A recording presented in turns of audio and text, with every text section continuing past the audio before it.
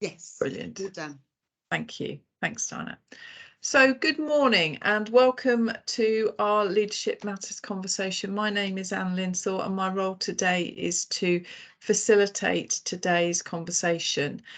This is one of a series of Leadership Matters conversations that we've been doing for nearly 18 months now across the system, bringing local experts and world-class leaders into our system space to share so that we can all learn together.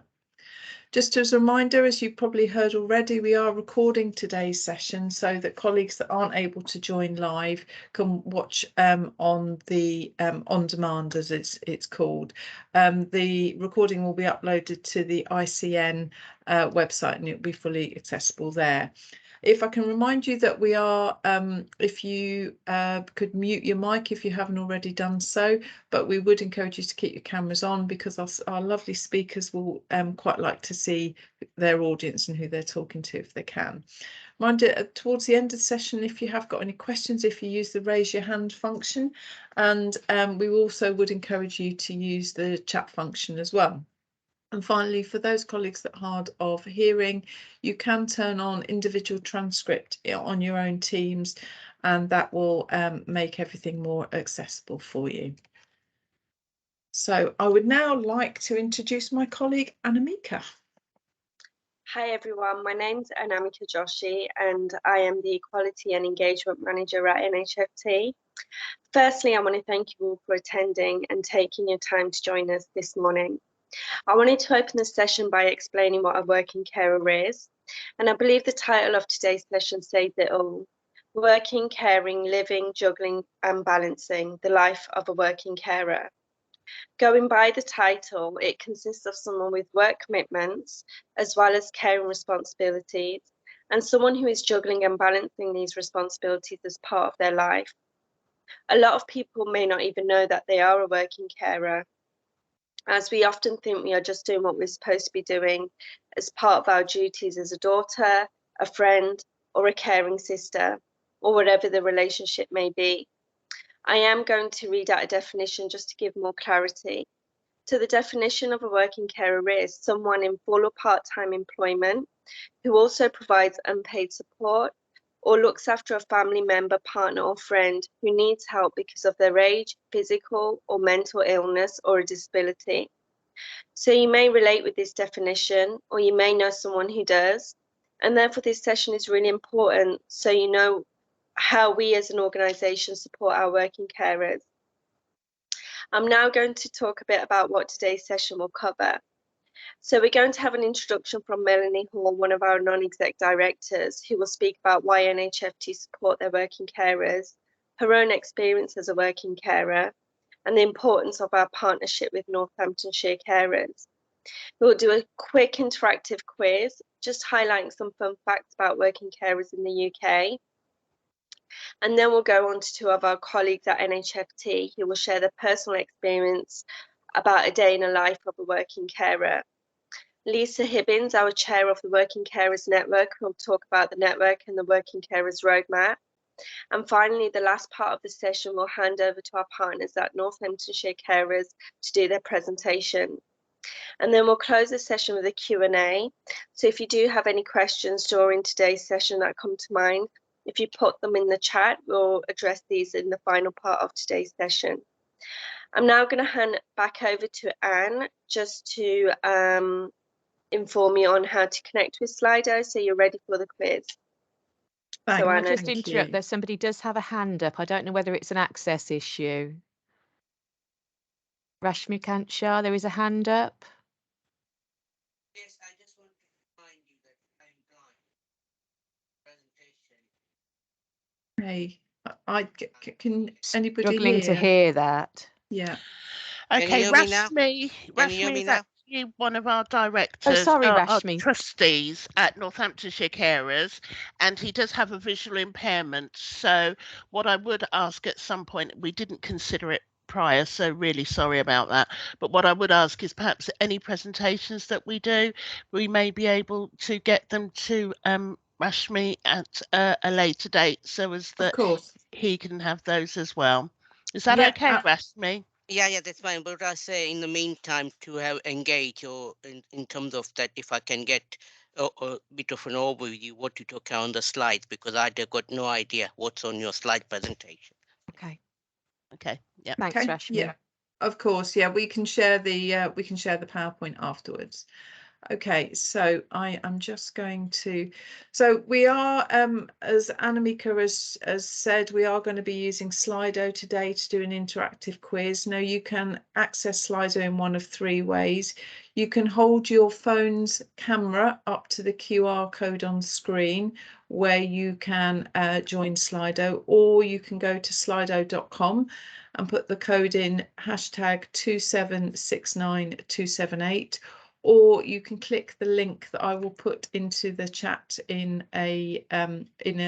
I've stopped speaking, and that will take you through to Slido. So I'm just leaving that up there for a second to give you the opportunity to join, and then we'll come back to it very shortly. So at this point, I'll then hand it over to Melanie Hall.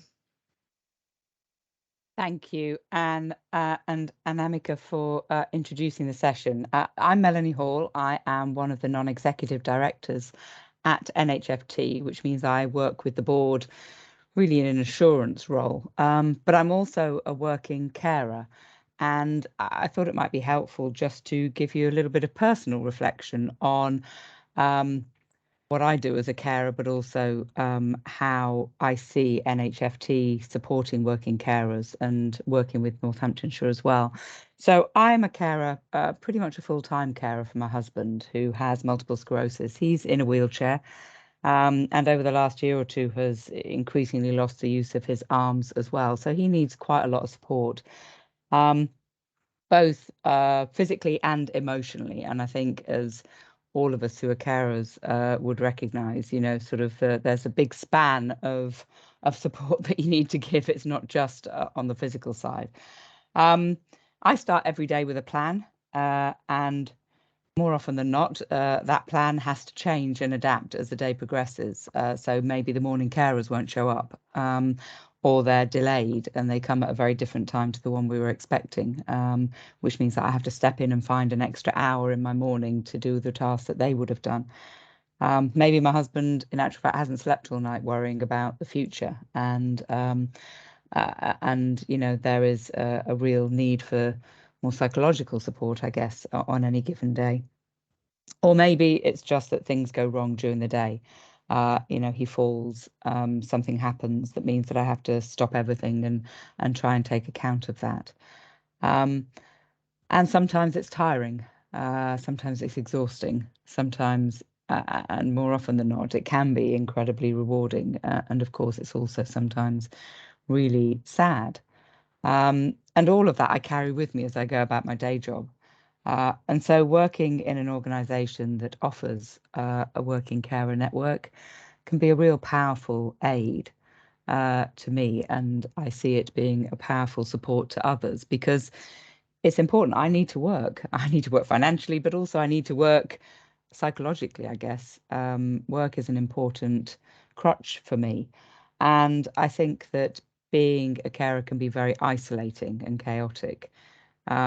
So we need employers who can have flexibility and understanding. We need to work with managers who can have flexibility and understanding. The Working Carers Network at NHFT, I think, provides both flexibility and understanding, and also provides a network where you can have a safe space for discussion and support for carers to voice their concerns and raise issues. And collectively then, and this is really important, collectively then as a network, we can communicate with management. We can drive a strategy that supports NHFT to be better. And I think also, you know, as Anamika said, some people might not even realise that they're carers. They might be doing activity or feeling the stress and pressure, but not realising, in fact, that there is support and that maybe the Working Carers Network can provide some value for them. So I think that the network also can provide support to anybody who is either a recognised carer or someone who is just undertaking maybe temporary or longer term support for somebody. And I think it's really important that the Working Carers Network can help educate managers as well about how to listen and have conversations with people to help them understand the role that they play and how work can be a supportive environment for that. And to make the network even better, we do a lot of work and are fundamentally supported by Northamptonshire Carers. So Northamptonshire Carers are really well integrated with NHFT, both in the network and in the wider strategies that we undertake, like the carer strategy. Northamptonshire Carers are creating a strategy for supporting carers across Northamptonshire, and we'll be using that work and basing our own strategy as we develop it over the next year on the Northamptonshire Carers work. And Northamptonshire Carers also attend the network meetings, offer additional resources and support, which NHFT take full advantage of. So it's really, really important that we work with wider organisations who can support NHFT to get even better in the work that they do. Hopefully that sort of gives you a flavour of my own personal experience, but also how the carer network operates and our work with Northamptonshire Carers. So I'll hand back to Anne to carry on with the rest of the day, but thank you for letting me share those views at the start.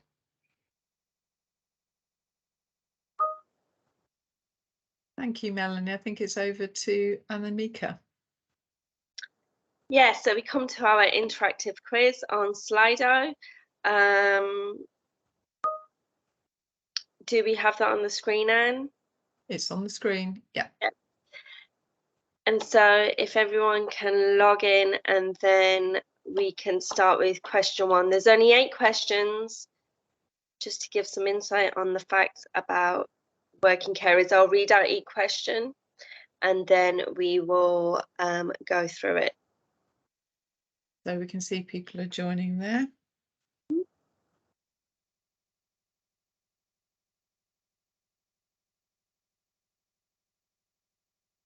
Sorry, it's Rashmi speaking again. How is this work with the visual impairment? Because I've got no idea. How will I able to interact or get involved in this situation? I'm not sure it does. Anamika is going to read out the question so that you will be able to hear the question. Are you able to put your response into the chat box instead of in Slido? No. I'm not sure how we can get it to work in this instance, but we can certainly take that away for next time. Yeah, I send you an email. Probably didn't say as I'm blind. So early on when you send. So obviously, you know, this is again from the access point of view, need to be aware of it. Yeah, well, thank you for your understanding, and I'll certainly pick that up with you afterwards. So over to you again, Anamika. Okay, so question 1 asks, how many carers, including working carers, are there in the UK?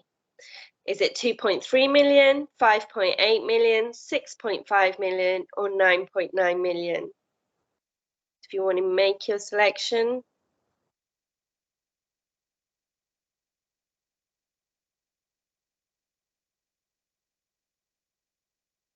Perhaps it's just me, but it won't let me make a choice.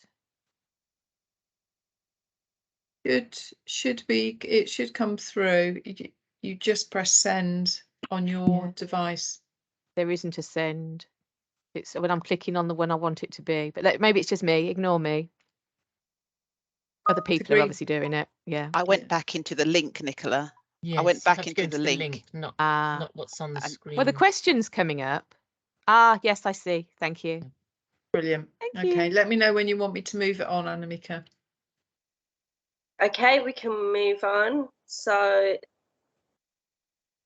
people have selected 6.5 million and the answer is 6.5 million. So just a few facts on that. Every day, another 6,000 people take on caring responsibilities. That equals over 2 million people each year. People often don't class themselves as carers. It is likely that everyone will be a carer at some point in their lives. And the figure is set to grow to 9 million over the next 30 years with people living longer. So question 2. How many carers, including working carers, are there estimated to be in Northamptonshire?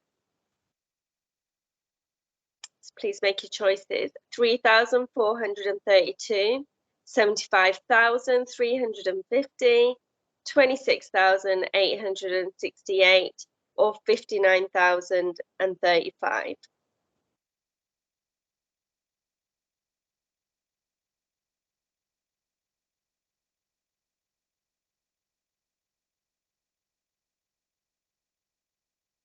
And shall we move on?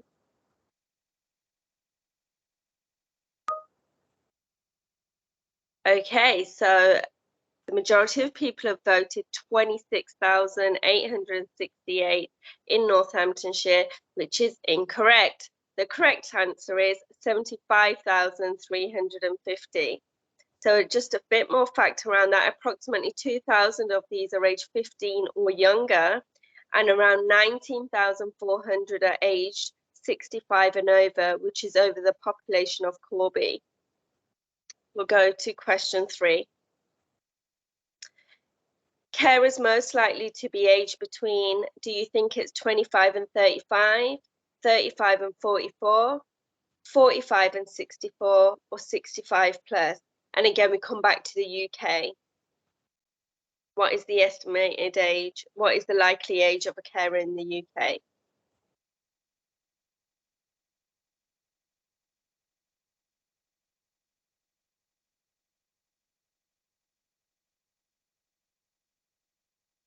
And we'll move it along again. Yep, a lot of people have voted 71% for between 45 and 65, which is correct. So ages where caring is most likely to affect our lifestyle. For example, thinking of retiring, reducing hours, childcare, and to increase our leisure time as well.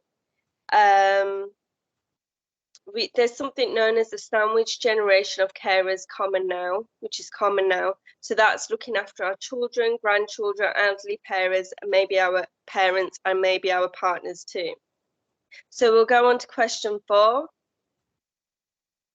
How many carers combine caring with paid work? So is that in the UK? So is that 4 million, 3 million, 1 million, or 5 million?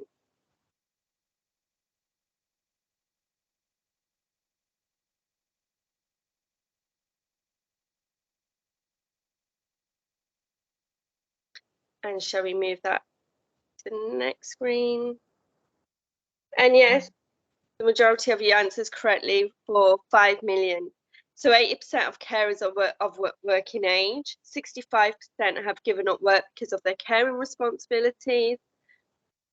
And the way the economy is now, people need to work and they are required to be carers too. So 1 in 3 carers want to return to work. We go on to question 5.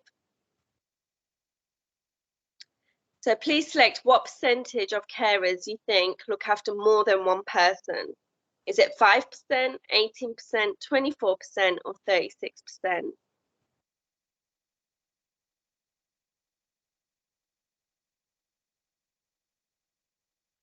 So that's what percentage of carers look after more than one person.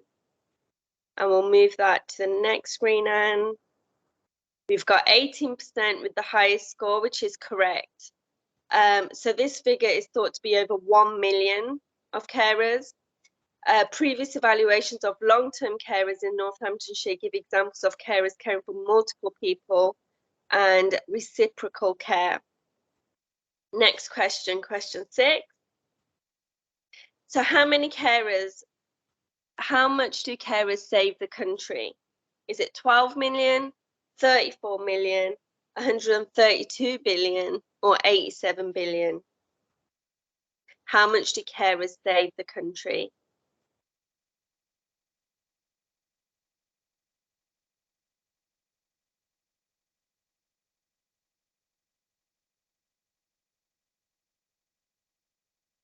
And shall we see what people have selected? 87 billion. The correct answer is 132 billion. And that is the latest figure, which is more than the NHS total spend. So it's really important to know that carers are helping the country, and therefore you should not feel guilty asking for help or support, which is vital to your role. So next question, question 7. What percentage of carers are male? Is it 42%, 10%, 58% or 32%?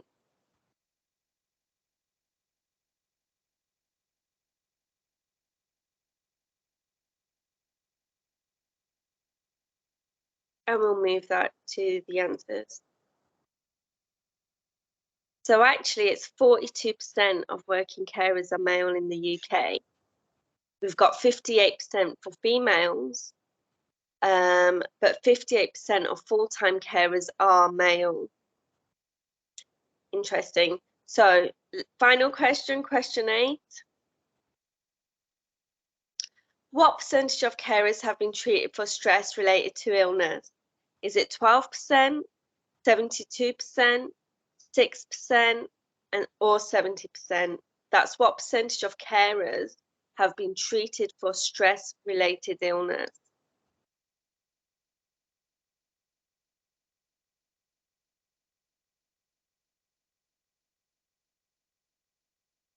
And we'll move along to what people have answered. And the correct answer is 72%. So from a national evaluation of long-term carers, as many as 72% of carers are providing high levels of care, often suffer stress with asthma, eczema, lifting injuries or depression. 11% of carers have reported no problems with their own health. I think that's why it's really important to know that there is a network in your workplace that's, you know, happy to support you as a working carer. I also wanted to go back to one of the facts. So we spoke about how much the carers saved the country, and it was £132 billion. And one of the facts around that is there would not be enough hospital beds or residential care nurses or social workers or paid carers if every carer in the UK was just to down their tools and just stop caring tomorrow. So that's just something to take back with you. We can now go on to Janet to talk about her experience. Janet is one of our colleagues at NHFT, and she'll talk about the day in her life as a working carer. Janet, over to you. Oh, Janet? Who's Janet? Trudy, I'm so sorry. That's absolutely fine. Hi, everybody. My name's Trudy. I work for NHFT, and I'm just going to talk a little bit about my journey and the day in the life of a working carer. Okay, first of all, a little bit of history. My mum was diagnosed with Alzheimer's in 2009, and my dad had been her 24-hour carer since then. They did have carers come in for about 3 hours a day to help him. My role in my mum's care I thought was non-existent because my dad did all the caring, like washing, dressing, feeding, changing, and did an excellent job as well. So what made me a working carer? I saw an advert on one of NHFT comms about working carers and thought I'd attend a session to see if there was any information I could take from it that could help my dad somehow. Whilst in the session, I discovered I was actually a working carer. I was discussing my situation, which at the time was taking my dad to hospital appointments. He had a liver cyst and had to have a couple of operations. And whilst he was in hospital, I, along with my sister, would stay at the house and look after my mum. Then when he came home, he had to rest, so I stayed for a few more days. I liaised with the consultant regarding my dad's health. I would also take care of paperwork that he needed doing and make phone calls that were required. I'd also completed the application for the Court of Protection deputy, as they hadn't organised a power of attorney. I attended all the continuing healthcare meetings. This often involved taking time off work to attend appointments or longer for hospital stays. And this is how I was a working carer. I hadn't considered what I did as a caring role. It was just helping my dad to look after my mum. This was a couple of years ago, and since joining the Working Carers Network, I found it extremely useful. All the people in the network have supported me when I've needed to talk or shout, get frustrated, or just have a laugh. I hope I've managed to do the same for some others as well. This is something I didn't know I needed, but wouldn't be without now. My manager has been very supportive, and I've completed a carer's passport, which means she is aware of my circumstances and will allow me to make time up when I need to attend appointments. She was able to support me when I needed to reduce my hours, and also when I was able to increase them slightly. I have since joined the committee for the Working Carers, for NHFT's Working Carers Network, and I'm keen to encourage others to join. We lost my mum about 18 months ago following her 13-year battle with Alzheimer's, and since then I've been caring for my dad. He doesn't need washing or dressing or feeding, but he doesn't need me to keep him motivated. So I go walking with him at 5:30 every morning. Every day when I finish work, I go around to his house to sort out his paperwork, make phone calls, organise anything that he needs sorting. I take him to appointments. I've organised his power of attorney. I do the garden and the housework, as well as coming back home and fulfilling my work duties and also home life as well. I have dogs that need walking, children that one of my daughters needs picking up from work at all hours of the evening. So that is also part of my day. So it starts early and it ends late. But that's what is involved with being a working carer. And a lot of people don't understand that they are a working carer, as I didn't. So I wanted to sort of make people aware that just because you're helping out a carer, in the case of I was helping my dad out, caring for my mum, you can still be a working carer. And it's hard. And some days are really tough and others, you know, are fine. But that's my story, really. So I hope that helps people to understand a little bit about a working carer. Thanks for listening.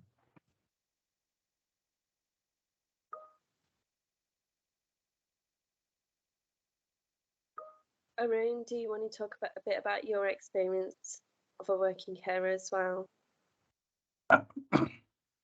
Yes, do you want to just move the slide forward? Okay, great. Hello, everyone. So my name is Arun Mandalia, Equality Inclusion Officer here at NHFT, and today just going to take a few moments to talk about my personal experience. Working as the Equality Inclusion Officer, I have the privilege of working with all the networks and working with the working carers. It was only working that I realized that I myself was a carer to my teenage son and my elderly mother. I wouldn't have seen myself as a carer until it actually kind of like dawned on me. So, and being an ethnic minority member, I'd just like to say that some of the challenges that I have faced, and those have been at times struggled with language barriers to actually get my mother access to appropriate cultural services.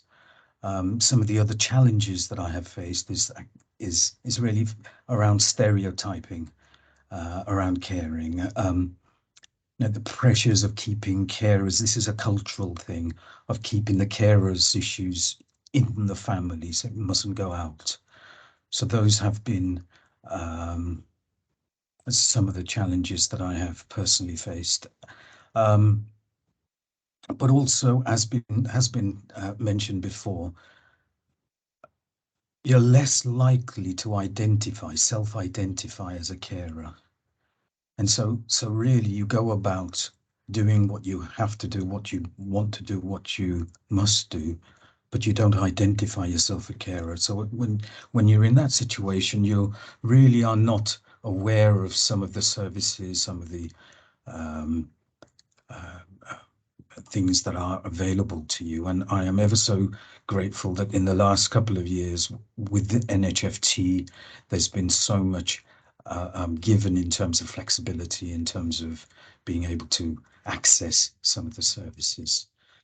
One of the other things, the challenges as an ethnic minority, is that because of those challenges that I've just mentioned, you are at an increased risk of ill health, loss of work, social exclusion for being a carer. That is a real situation where I'm sure there is a lot more of. The other thing I'd just like to mention is that from a personal experience and being involved with the Northamptonshire Carers, I often used to think, am I the only one? Am I the only male carer? Am I the only one? Because I certainly wasn't meeting them on a day-to-day basis. And through Northamptonshire Carers, I've been very fortunate and grateful for meeting with a group of people, and they are Asian men who are former carers, current carers, who meet on a 3-weekly basis. And it's like a fellowship. We talk, we laugh, we just let some of the stresses of our current, previous caring responsibilities out for a couple of hours. We play games, and we are even allowed to bring a little bit of alcohol and some food from outside. And it really does go towards actually being part of something, but you're not on your own. So this fellowship is so important, and there is talk to actually increase that more and more, because there are male carers out there who don't identify themselves, and they do need the fellowship of other men. The third thing I'd just like to mention very quickly is that NHFT have been running psychological support IAPT webinars, and I have been on these courses, and I'd just like to just spend a minute or two explaining about these webinars. They're for people experiencing mild to moderate mental health issues. And these webinars are so well organized and arranged, and there are 10 sessions, and I can't possibly cover all and explain everything, but I can certainly give you the themes of the 1-hour webinars that I've been very fortunate to have attended. Session 1, Introduction to Managing Stress-Related, Caring-Related Stress. Apologies. Session 2, Managing and Understanding Emotions. Session 3, Lifestyle Factors. Session 4, Increasing Activity. Session 5, Communication and Assertiveness. Session 6, Problem Solving. Session 7, Managing Worry. Session 8, Identifying Thoughts. Session 9, Challenging Thoughts. And final session, Relapse Prevention. These webinars have been invaluable. There is a process to access the webinars, and that is purely for assessment purposes, to make sure that the people are vetted beforehand. And this is available through NHFT. So very finally, I'd just like to say that being a carer, one of the things is that one must look after oneself first. And there is an expression that is actually used, is that you can't pour from an empty cup. So take care of yourself so we can take care of the ones that we need to take care of. And I'd just very finally just like to say that everyone can see a picture of my dear Mama. We spent yesterday all day watching the celebration, the funeral. My mother is 88, and she remembered at school singing the song in the morning, "God Save the King," and now she's able to sing that again. And we watched the whole day together, and it was just amazing. And I'm just so. My mother suffered a heart attack 2.5 years ago, and she's battled through and come through COVID as well. Both of us have dodged COVID. And we're just eternally grateful for all the support that we've been getting through NHFT, friends, colleagues, to see us through. Thank you very much for listening. Thank you. Thank you for sharing, Arun, sharing your story. We'll now move over to Lisa Hibbins, the chair of our Working Carers Network. Lisa, over to you.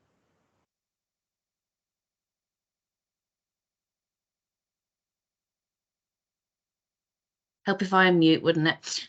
So I am Lisa Hibbins. I'm chair of the Working Carers Staff Network for Northamptonshire Healthcare Foundation NHS Trust. It's very difficult to follow Mel, Trudy and Arun having their personal stories coming through, but I'm going to talk you through our trust roadmap in order to show you our journey from not having a Working Carers Network to where we are now. So if you could just flick the slide on for me, that'd be great. Thank you. So what you can see here is our Working Carers roadmap. And what you can see is our journey actually started in 2015. So it has been quite a long journey for us. Previously, as a trust, we'd worked with Northamptonshire Carers to support carers of our service users. And we continue to do that today. But we had not actually supported staff as working carers at that point. So when we were approached by Northamptonshire Carers as part of their Carer Friendly Employers initiative, it felt like the right thing to do. And our CEO, Angela Hillary, and Hugh Jones obviously signed up to that, who originally founded our network. So from 2016 to 2020, we went through the Employers for Carers Accreditation Scheme. So our original founders, which were Beth Brand and Hugh Jones, started off on that level 1. We're just having those conversations around what this would look like, what we need to do to become a carer-friendly employer. As part of the level 2, the network was then set up. So our staff network was set up and was given equal status alongside our other staff networks that have protected characteristics. So our BAME network, our disability network, our LGBTQ plus network, and it had equal status, even though it's not a protected characteristic. We also became part of the Wellbeing Charter and had a lead for that, and we started to review our carers policy and procedures. As part of the level 3, we developed the carers passport and put that in place for NHFT. So what that does is it looks at the carers' own needs and what they might need in able to help them to stay at work, what flexibility they might need, what is the special things around their caring situation.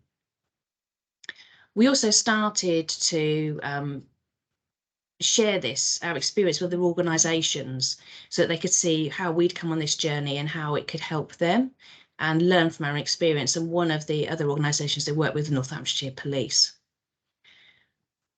Our level 4, we obviously were looking at our carers passport, starting to sit down with carers and go through it with them and seeing what their needs were, helping them to think about the reality of what they thought was their need and what they thought was the solution. Because sometimes when you think about condensed hours, you might think, okay, I need to do this, this and this, but they haven't actually thought about the impact on themselves over doing it over, say, a 2-week period rather than a 3-week period. What you don't want to do is change to condense your hours and then actually make yourself worse off. So we'd support them through that discussion with their manager if needed. And that document remains the property of the working carer, and a copy is held on that person's personnel file, so they don't have to repeat that conversation with their any new managers they may have.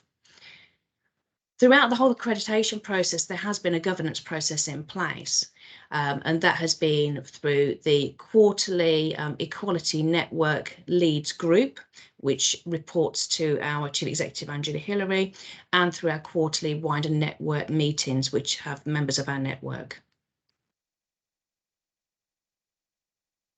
During the pandemic, the quarterly Equality Networks Lead Group remained in place in order to give the Trust and all the staff networks a voice on behalf of their members. It also filtered important information on COVID and vaccinations to network leads for them to disseminate back to the members on issues that may be affecting them, such as staff isolation when caring and working from home.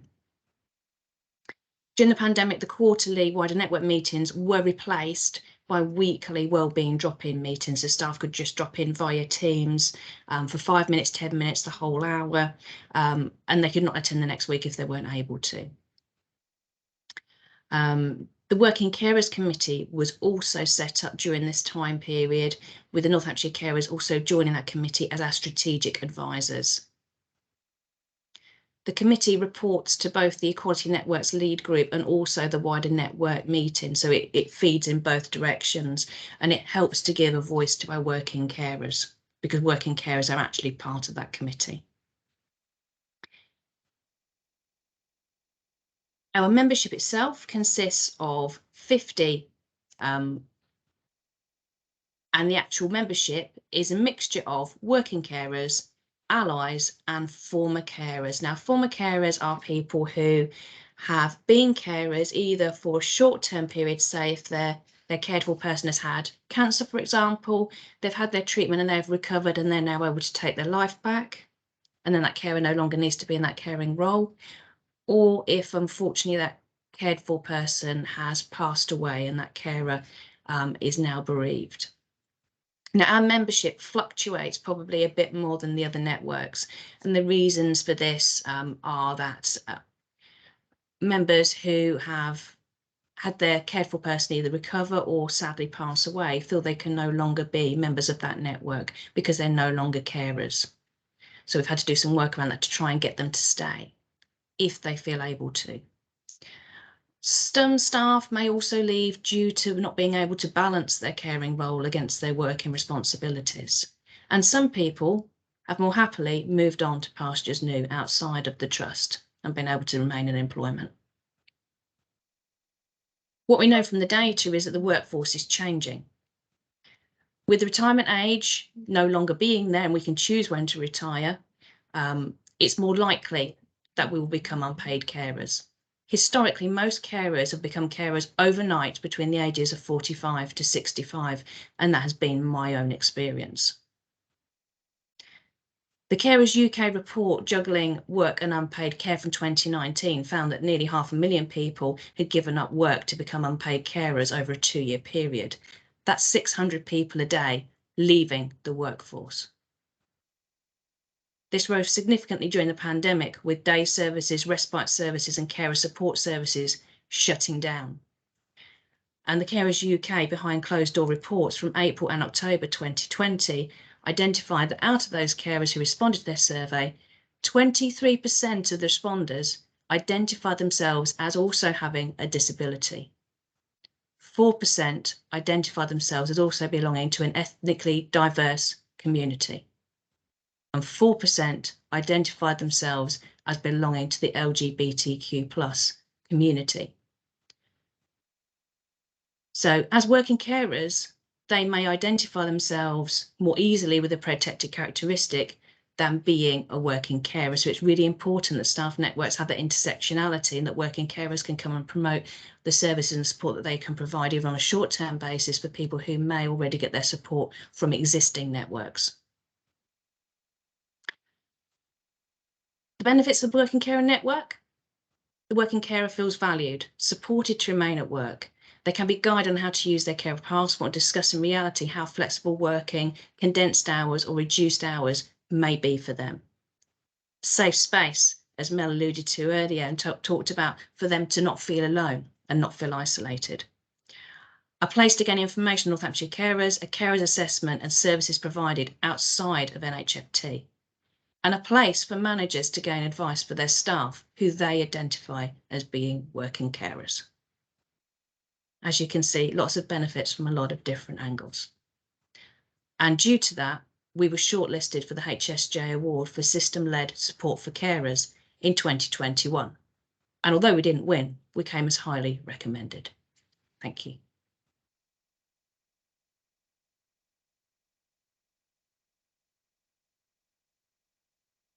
Thank you, Lisa, for going over that. It was really informative. We'll pass over now to Northamptonshire Carers to go over their presentation. So Nicola, over to you. Oh yeah, I'm just conscious we're kind of running on out of time, so I've been sharing things in the chat so that make sure they're in there. So yeah, photo of Jackie and myself in our last event that we did at Northamptonshire University, or University of Northampton before lockdown. So we were doing a quiz. So I'm Nicola Best. I'm one of the carer friendly employer and wellbeing coordinators. Jackie Faulkner Blake is the other partner in crime. If people have met us before, they know we're kind of a little bit of a double act. But Jackie, I think, is she's on the chat, but I'm going to take the lead on this for today. But Jackie will leap in, I'm sure, when I get it all wrong. So can I have the next slide, please? I can hear her there lurking. Hello. Right. Yes, I'm so here.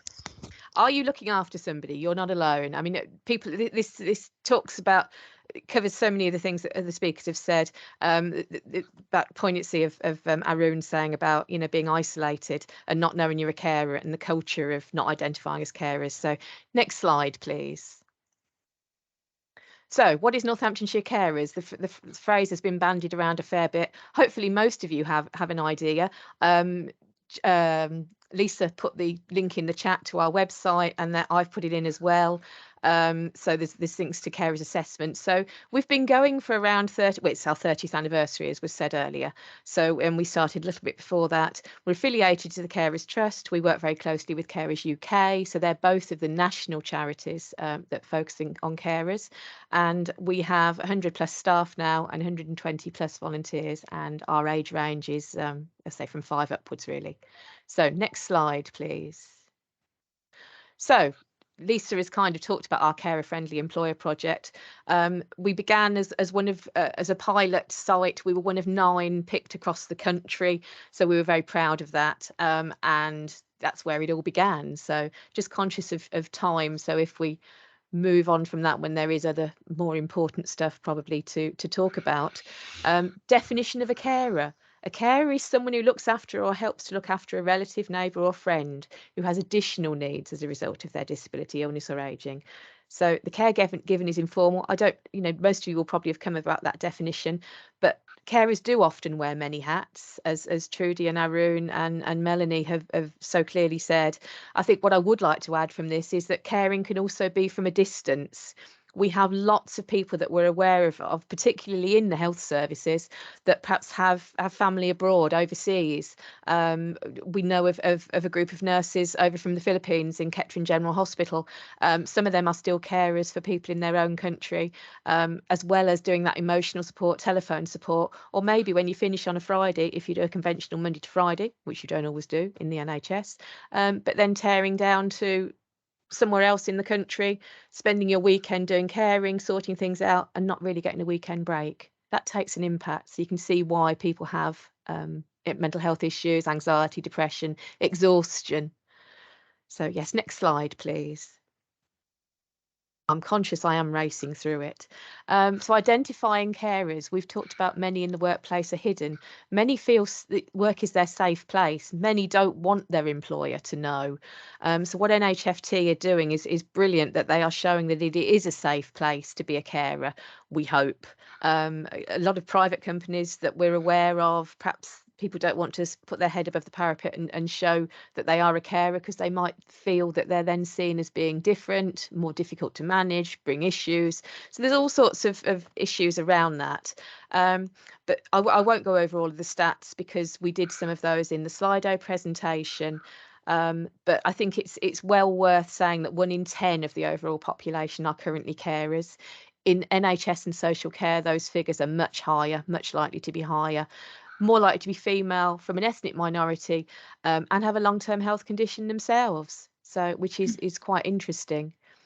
I think probably supporting carers in the workplace is key. Lisa and the network, and Jane with Lisa, Jane Evans with Lisa before that, and then Hugh before that, and Beth Brand. It's about opening conversations. It's about keeping people in work. We lose expertise. We lose those people that make the NHS and make your teams what they are. So the carers passport that's already been talked about, and I'm sure if anyone wants to follow up on that, Lisa will be more than happy to support people around that. But it's about reasonable adjustments that can keep people there and also support carers and everything we've talked about. So next slide, please. What can be the impacts? We've kind of touched upon this: emotional and mental health, poor mental well-being. We've talked about depression, anxiety, impact on work. Some people will turn down promotion, or the only thing that they can change is possibly their job. They can't and don't want to give up on their person to care for. So quite often, if an adjustment cannot be made at work, then they might well leave, and that's such a shame.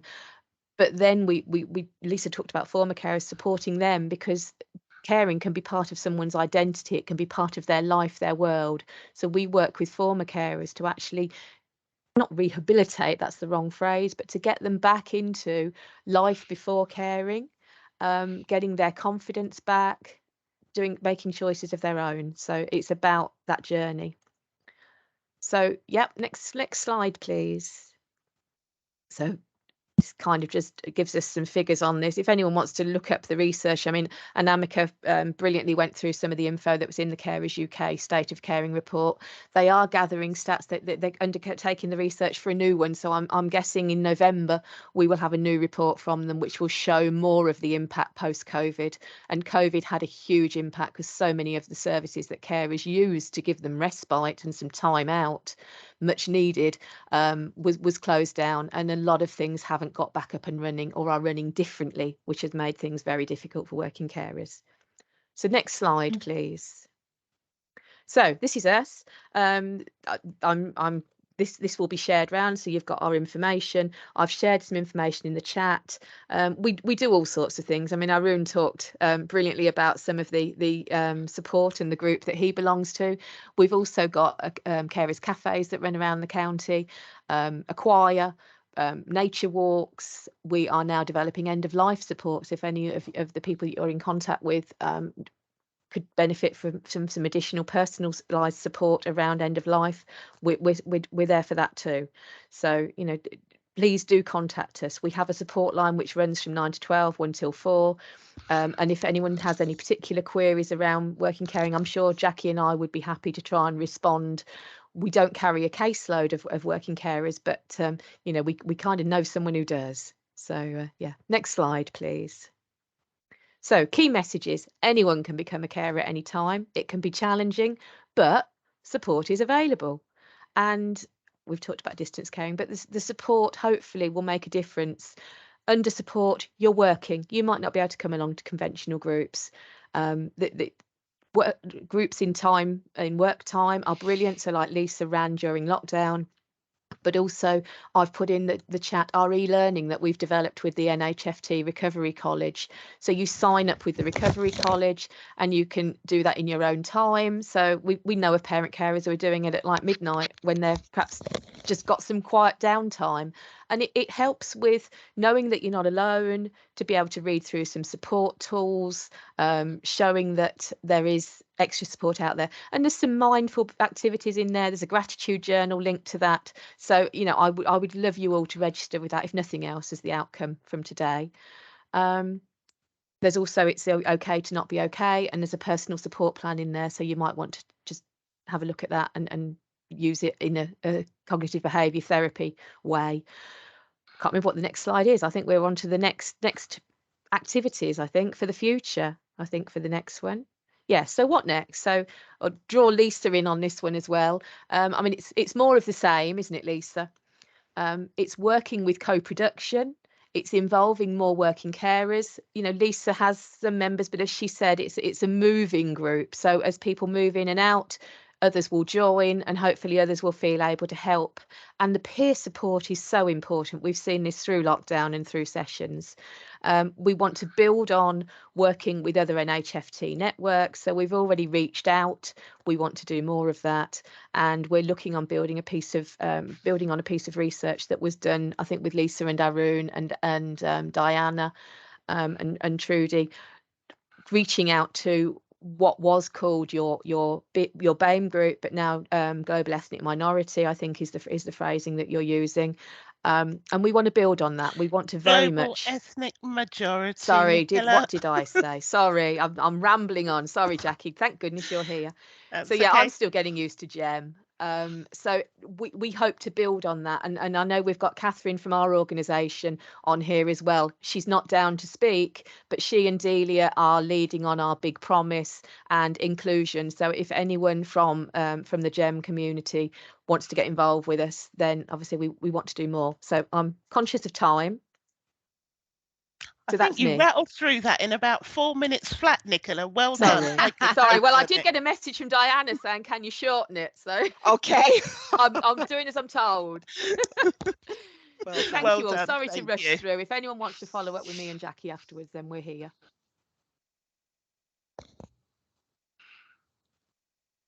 Well, thank you for that presentation, Nicola. It was very informative.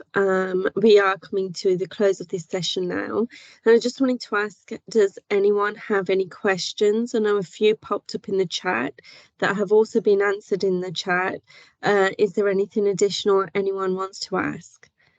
Anne? Yeah, I mean, I just wanted to say thank you to everybody that shared their stories. But I think a question that I had was, having been in the position of a working carer myself, and sadly my mum's now passed away, but actually there was probably quite a long period when I actually didn't realise I was in that role. And I think it's, how do we sort of engage with colleagues across the system when you sort of, because you do the tiny things and then they become a bit more and a bit more, and suddenly you're really stretched because you're trying to work, you're trying to support them, you're trying to support your family. So it's just a question, really. I don't know. I've put my hand up, but I don't know if I can answer that one for you, Anne.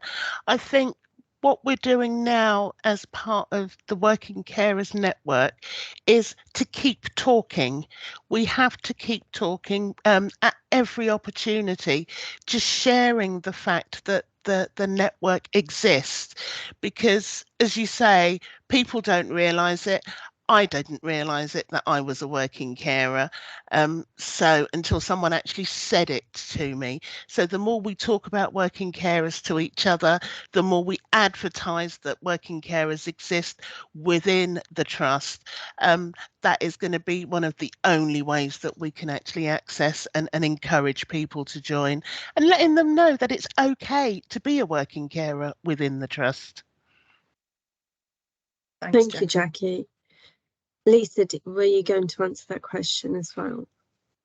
Yeah, I think echoing everything that Jackie has already said, but I think from a trust point of view as well, I think managers having access to the carers policy on the intranet is really good, and having the definitions really clear in that policy as to what a carer is actually helps managers as well, because there has been some misunderstanding in the past that a carer is only somebody that's caring for their children. And having the carer's passport also attached is encouraging managers to contact the network and find out more information. If the managers know more, actually that means that they can support staff that they identify as being carers as well. So you can almost get at it from two perspectives and be able to find more people in that way if you've got managers on board. And we have been contacted more since the carers passport has been in the carers policy, or special leave policy, sorry. Thanks, Lisa. Shah, I think you were next. Is it Rashmikant? Yeah. Hello. Yes, I just want to just make a point. Within the chat, I've got no idea what questions or answers in there. So that is, again, I think we need to learn about, when you talk about inclusivity and the access and disability, reaching out rather than, because as I say, quite often I find it with organizations. It's not quite aware, or some was thought given. So perhaps, as you said, you're going to take it back and see how you can make connection and talk about people with disability advice. And also I want to find out that within the organization, you talk about collaboration within the carers. They talk about GEM within your organization, within the systems of integrated care system. What actual reach being made to the Black and Asian organizations that they are, supporting in your advisory and really as a framework, because as I say, I don't seem to see that that is the case. Thank you for the question, Shah. Diana, did you want to comment on that, or was your hand for something else? Hi, thank you. Thank you for inviting me in. Just to say that I'm part of the workforce part of the system. So we're reaching out to all organisations within our Integrated Care Northamptonshire membership. There will be someone working in the community on a different part of Northamptonshire. But within us, within this group here, we're about the workforce. I just wanted to acknowledge that we've got lots of people from different organisations across Northamptonshire workforce on the call today. Now, we've showcased Northamptonshire Healthcare Foundation Trust to show you what a working carer can do for you. Now, I'm anticipating that we can do this across our system. So today's about showcasing a piece of great, good practice. So how we move forward as a workforce is going to be quite instrumental from today. So please complete the feedback that Anne will be encouraging you to do at the end of the session, so that we can see whether there's a need for this across the workforce in Northamptonshire. Thank you. Thank you, Diana. Nicola, do you want to come in? Yeah, sorry, I was just checking. I was off mute. Just wanted to catch up really, because Jackie and I have strived to get Employers for Carers a digital package for employers back. We used to have this. We were funded for this, and we were assured that Northamptonshire Health Care Partnership were looking at this, because we'd got to the situation where we had support to do things like digital learning for managers, so picking up on that. So there was it's about changing the culture of an organisation. So there was e-learning around that, and also for line managers having these sensitive conversations. Lisa has worked with it before, and it was absolutely brilliant, wasn't it? We lost that funding once in Carers Week, Carers UK gave it free to the NHS, but that's only for NHS staff. We need it for the rest of the county, so that we can spread. I mean, because all the organisations within the NHS had paired up, and we'd funded that service. So it's something we need to look at, Diana. I think if we can do, we need to pick up on that. It's something Jackie and I have tried to do. Thank you, Nicola.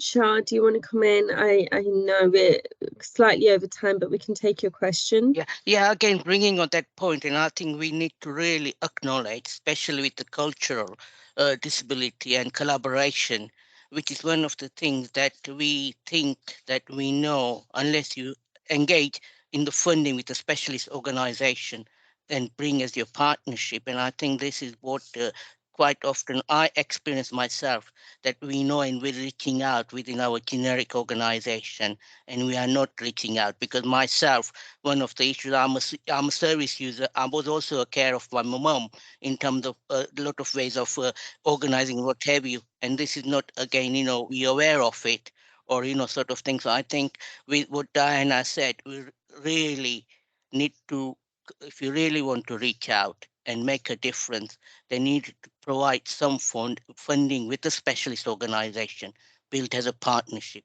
Otherwise, we do as a piecemeal, and it doesn't make a real difference. Thank you for sharing, Shah.